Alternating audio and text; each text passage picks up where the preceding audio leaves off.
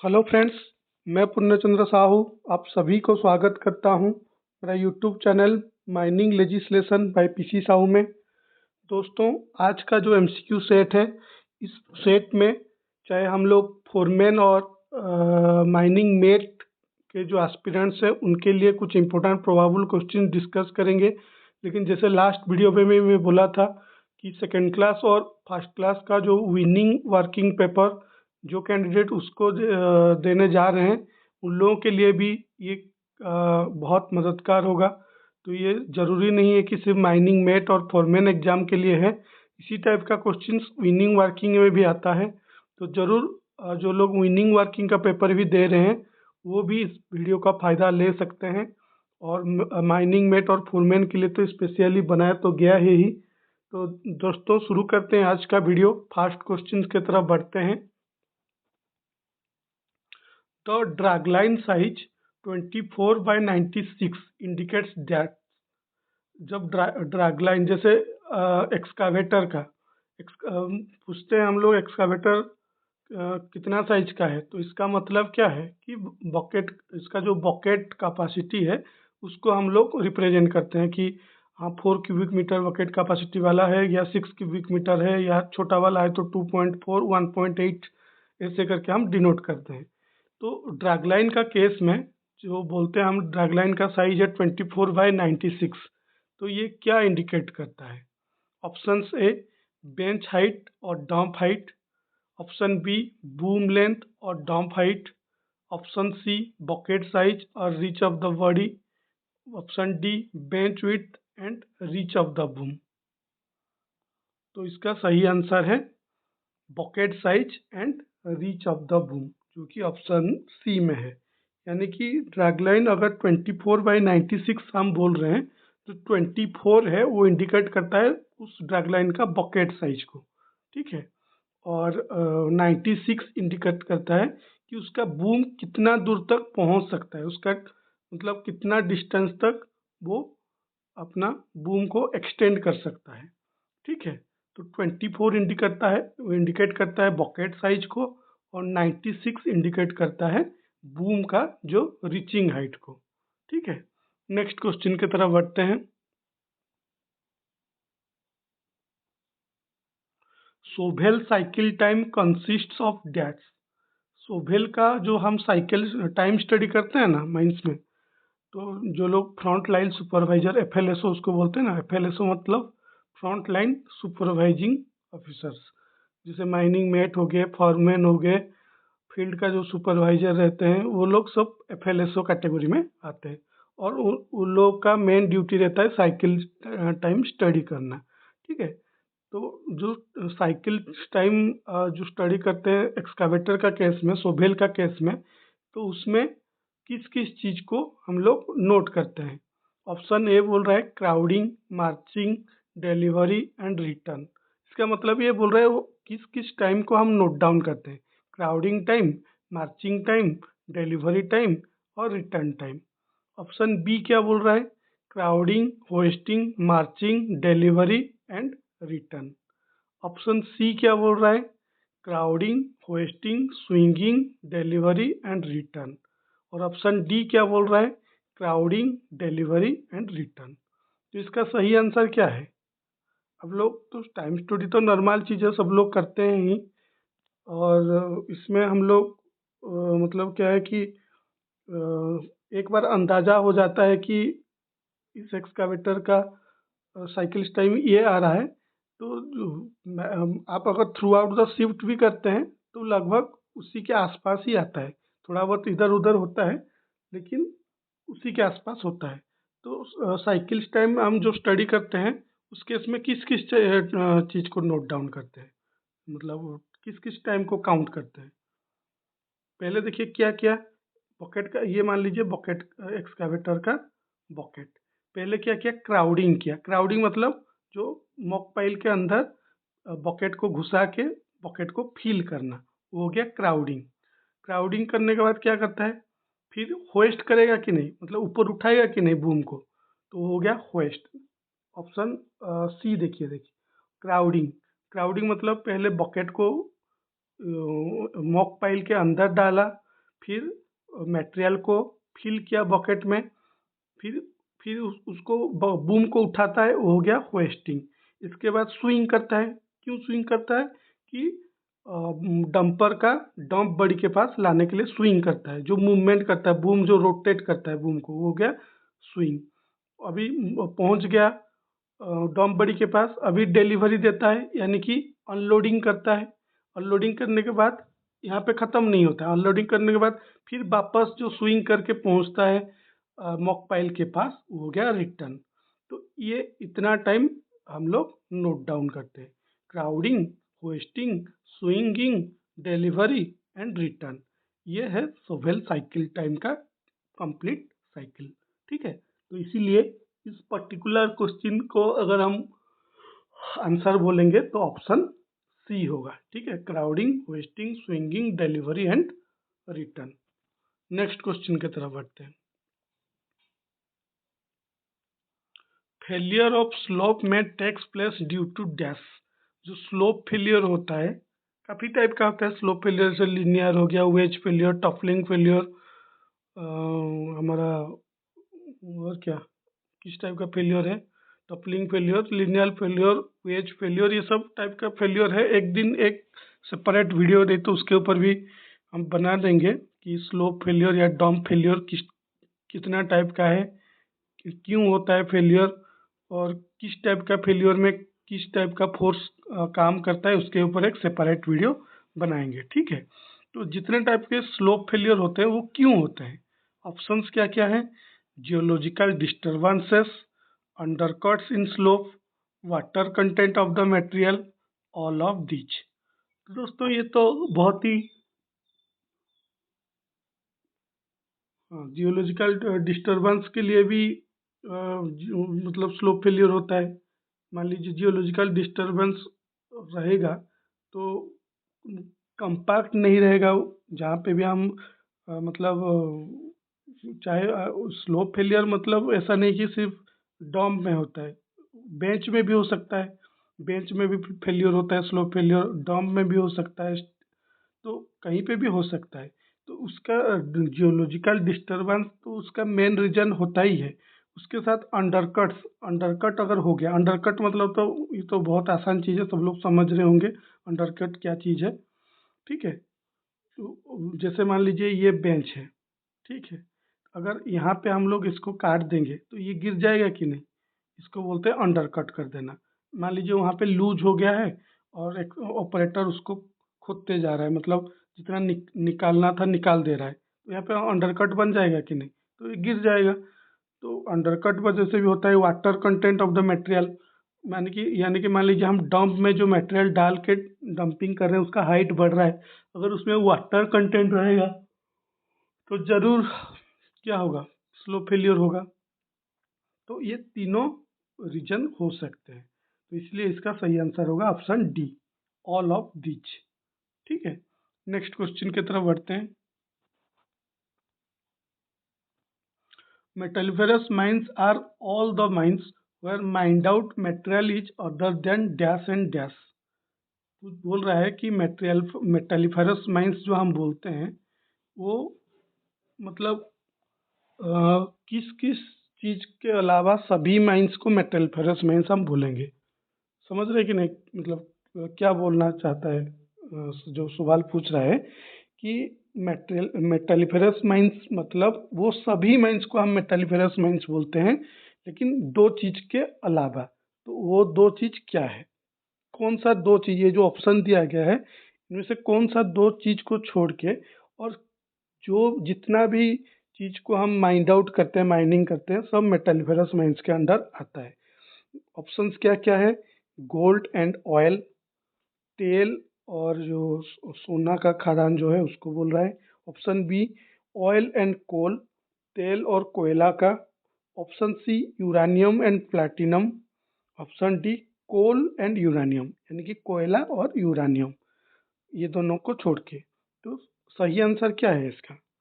सही आंसर तो डेफिनेशन में ही है, एमएमआर का जो रेगुलेशन 2 वाला चैप्टर आप तो जरूर पढ़े होंगे, वो तो डेफिनेशन में ही लिखा है।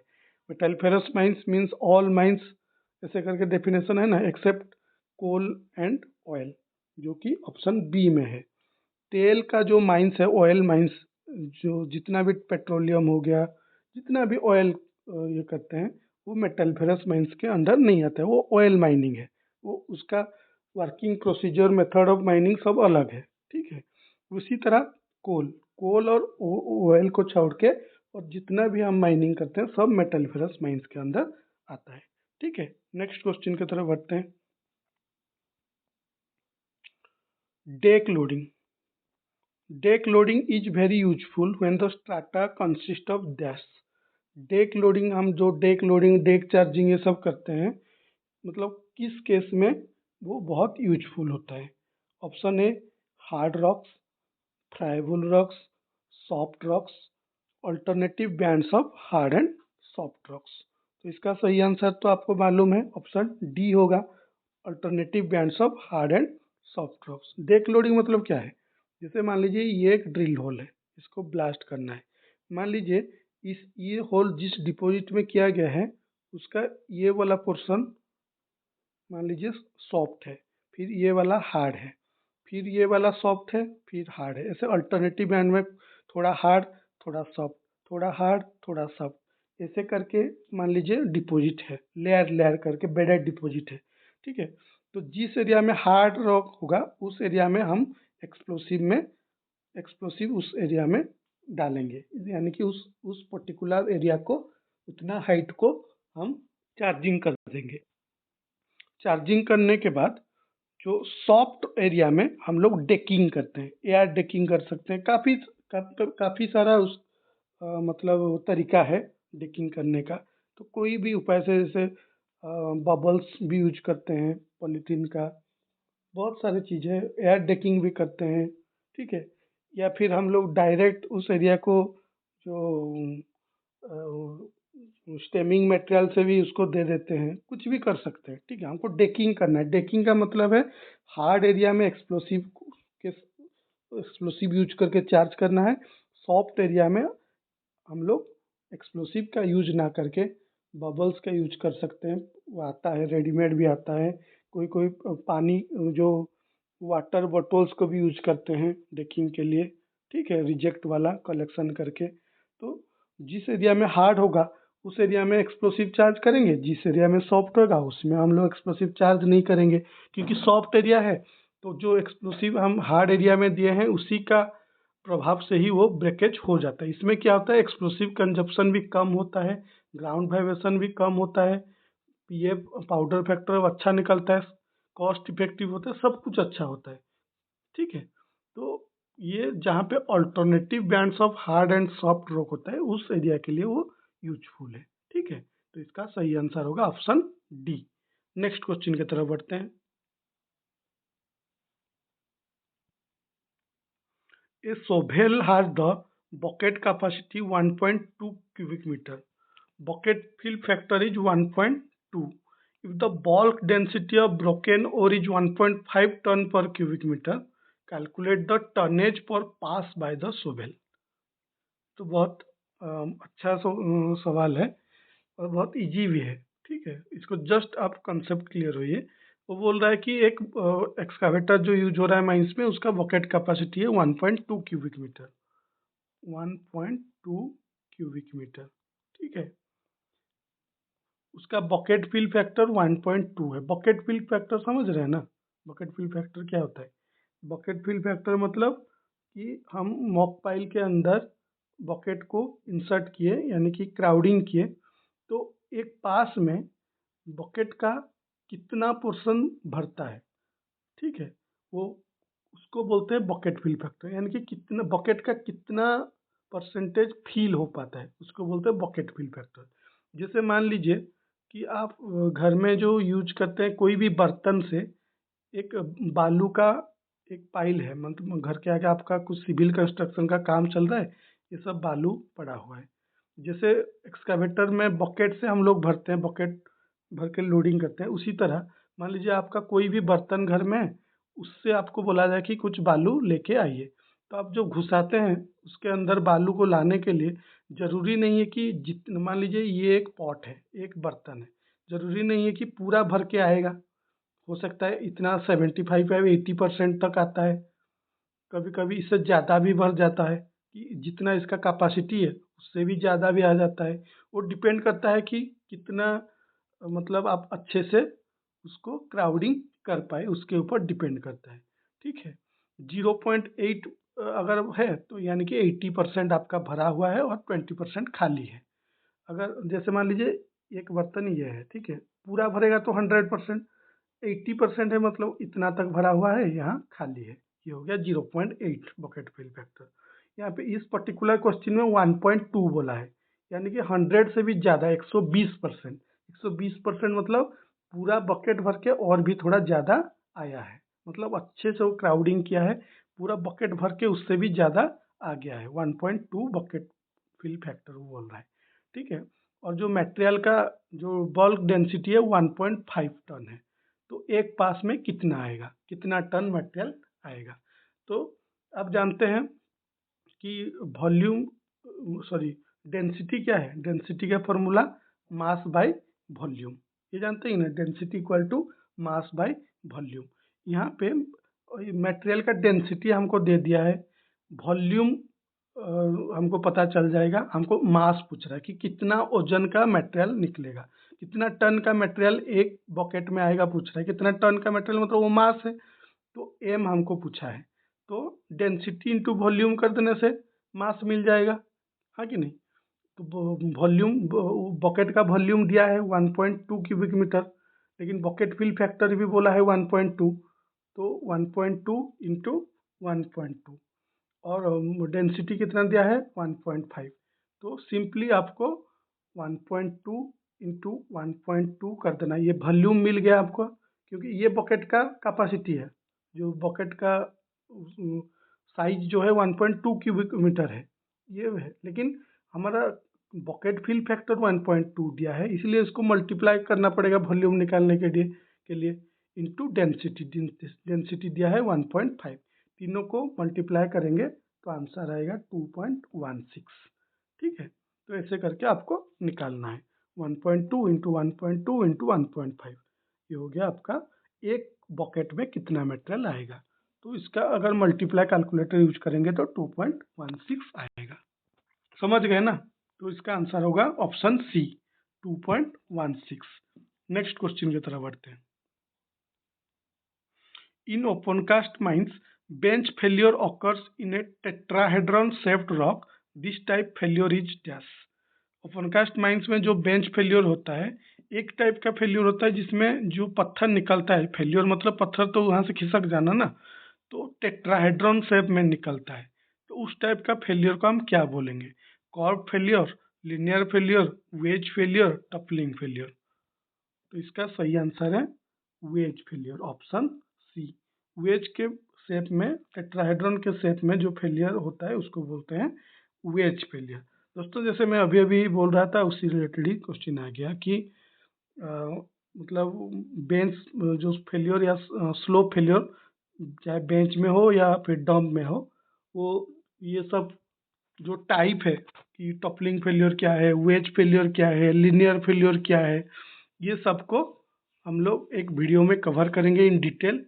कैसे होता है, किस टाइप का फोर्स अप्लाई होता है, उसका रीजन क्या है, उसका शेप क्या है, ऐसे करके सभी फेलियर को एक वीडियो में कवर करेंगे। ठीक है, तो अभी के लिए सिर्फ इतना जानिए कि जो टेट्राहेड्रन शेप में स्लोप फेलियर होता है उसको बोलते हैं वेज फेलियर। ठीक है, नेक्स्ट क्वेश्चन की तरफ बढ़ते हैं। A shock tube initiation system such as Nonel is dash। एक शॉक ट्यूब इनिशिएशन सिस्टम सोचा है नोबेल हो गया, ये नोनेल, गलत टाइपिंग हुआ है, नोबेल नहीं है नोनेल है। शॉक ट्यूब इनिशिएशन सिस्टम जैसे नोनेल, जैसे शॉक ट्यूब इनिशिएशन सिस्टम के बारे में 4 सेंटेंस लिखा हुआ है, उसमें से करेक्ट सेंटेंस को हमको आइडेंटिफाई करना है। ठीक है, नोनेल के बारे में पहला ऑप्शन बोल रहा है does not need detonator for initiation, यानी कि नोनेल को इनिशिएट करने के लिए डिटोनेटर का जरूरत नहीं है। ये सही है क्या? नोनेल को डिटोनेट करने के लिए चाहिए ना डिटोनेटर, हम लोग नोनेल यूज करते हैं वहाँ पे डिटोनेटर रहता है कि नहीं? तो ये सेंटेंस तो गलत हो गया है, ऑप्शन ए आंसर नहीं है, क्योंकि रिटर्न तो चाहिए उसको इनिशिएट करने के लिए। ऑप्शन बी क्या बोल रहा है, it can not be use in under water condition, यानी कि जहाँ वाटरी होल से पानी का एरिया है उस एरिया में नोनेल यूज नहीं हो सकता। ये तो पूरा गलत है, पानी होने से भी इसका ऊपर उसका कुछ भी मतलब फर्क ही नहीं पड़ता है, ये मतलब कोई भी रिलेशन नहीं है उसके पानी के साथ। तो ऑप्शन बी गलत है। ऑप्शन सी क्या बोल रहा है, it creates a lot of noise, ये भी गलत है। नोनेल से ब्लास्टिंग करने से तो नॉइज कंट्रोल होता है, नॉइज कम होता है, ये भी गलत है। ऑप्शन डी क्या बोल रहा है, it is not affected by static current, ये सही है। स्टैटिक करंट इसको अफेक्ट नहीं कर पाता है। मान लीजिए किस एरिया में स्टैटिक करंट है भी, वहाँ अगर हम लोग नॉलेज यूज किए हैं वो इसको इनिशिएट नहीं कर पाएगा। तो स्टैट ये तो उसका मेन एक सेफ्टी फीचर है नोनेल का, कि स्टैटिक करंट से वो अफेक्टेड नहीं होता है। तो ऑप्शन डी इसका करेक्ट आंसर है। ठीक है, ये स्टैटिक करंट से अफेक्टेड नहीं होता है। नेक्स्ट क्वेश्चन की तरफ बढ़ते हैं। above ground mine plan shall be updated at every dash।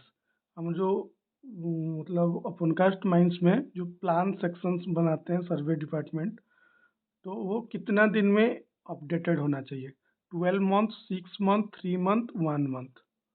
तो इसका सही आंसर है 12 मंथ, 12 महीने में हमारा जो ओपनकास्ट माइंस में माइन प्लान अपडेटेड होता है।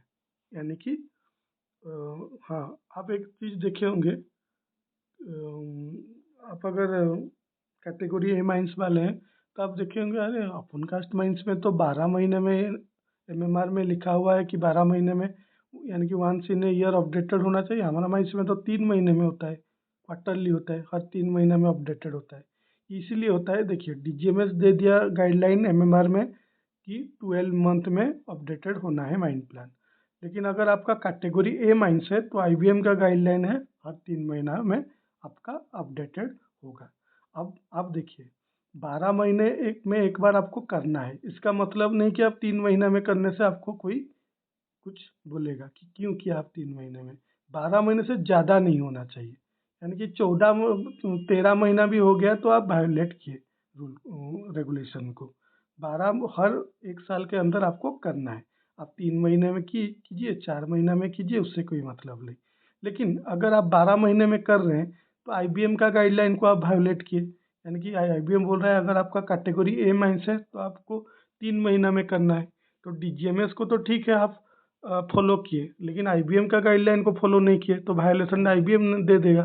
तो 3 महीने में हम लोग इसीलिए करते हैं जो कैटेगरी ए माइंस वाले हैं, कि 3 महीने में करने से क्या होता है कि डीजीएमएस का गाइडलाइन को भी हम वायोलेट नहीं किए, ना आईबीएम का गाइडलाइन को वायोलेट किए, तो इसलिए 3 महीना में होता है।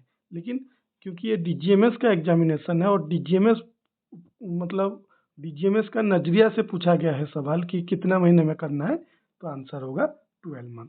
समझ गए ना? नहीं तो प्रैक्टिकली आप आपका सर्वेयर को अगर पूछे, अगर कैटेगरी ए माइंस वाले हैं तो 3 महीना में होता है अपडेटेड माइन प्लान वगैरह। ठीक है, नेक्स्ट क्वेश्चन की तरफ बढ़ते हैं। Notice of notified disease is to be given in dash. Notified disease का नोटिस कौन सा फॉर्म में दिया जाता है? Form 4A, form B, form 5, form 4A, form 5, form 6, form 2। तो इसका सही आंसर क्या है? तो डायरेक्ट क्वेश्चन है, इसका सही आंसर है form 5। Notice of disease form 5 में दिया जाता है। फॉर्म 4A में किया जाता है notice of accident. Form form VI में किया जाता है फॉर्म 6 में, जो कॉन्ट्रावेंशन पॉइंटेड आउट करते हैं डीजीएमएस का ऑफिशियल, जब आते हैं रीजनल इंस्पेक्टर वगैरह माइंस को इंस्पेक्शन करने के लिए, तो जो भी कंट्रावेंशन या वायलेशन वो पॉइंट आउट करते हैं वो फॉर्म 6 में लिख के देते हैं। और फॉर्म 2 में क्या होता है? क्वार्टरली रिटर्न जाता है। तो बहुत सिंपल है, एमएमआर का कोई मतलब 5 तो फॉर्म ही है, फॉर्म 1 से लेकर फॉर्म 5 तक। ठीक है, तो फॉर्म 1 से लेकर फॉर्म 6 तक। फॉर्म 5 में जाता है notice of notified disease. Next question की तरफ बढ़ते हैं। अच्छा, ये आखिरी क्वेश्चन था। तो दोस्तों आज का एमसीक्यू सेट में हम कुछ इम्पोर्टेंट प्रोबेबल क्वेश्चन को डिस्कस किए। इसी टाइप का वीडियो भी आगे देखने के लिए चैनल को सब्सक्राइब जरूर कीजिए, बेल आइकन को प्रेस कीजिए और अपना फ्रेंड सर्कल में वीडियो को शेयर कीजिए। आज के लिए इतना ही, मिलते हैं फिर एक नया क्वेश्चन सेट या फिर नया थ्योरी वीडियो के साथ। तब तक के लिए मेरे को विदा दीजिए। धन्यवाद।